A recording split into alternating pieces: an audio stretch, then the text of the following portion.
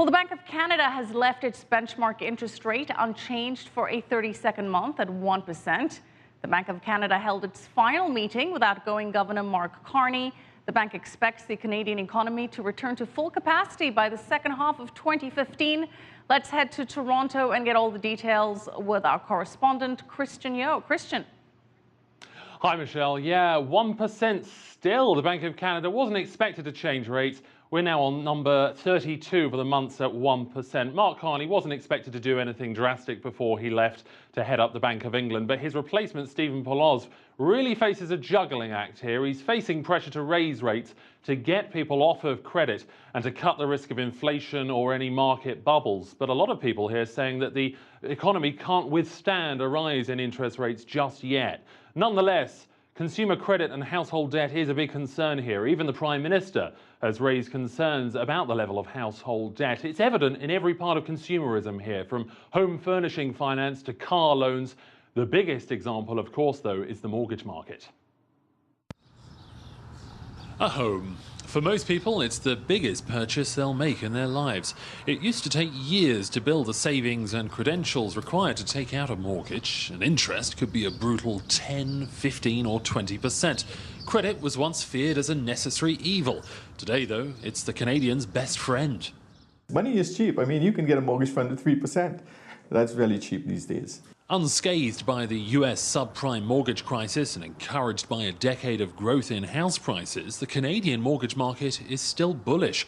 A Bank of Canada interest rate of 1% has helped lenders offer bargain basement mortgage deals, which act as a gateway to new customers.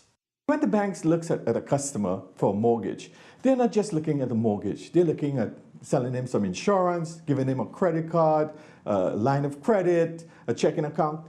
Different streams of income. That's what they're interested in. Good for the banks, but is credit here too cheap and too easy to come by? Household debt in Canada is currently at 165% of disposable income. For every $100 the average Canadian has to spend, they're already carrying $165 worth of debt.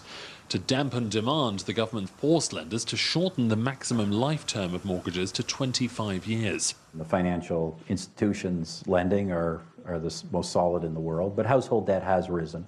We've taken some important steps in Canada to cool that trend through changing some mortgage rules, which is having a noticeable impact. Although things are cooling, demand for property is still strong in some areas, as is the appetite for big, cheap mortgages.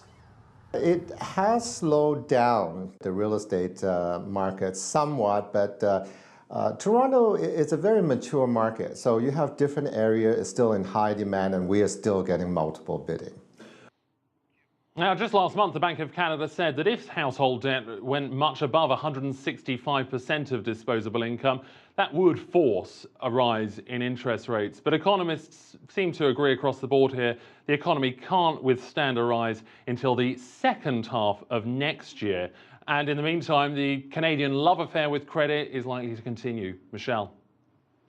Okay, thank you so much for that update. Kristiaan Yeo live for us in Toronto.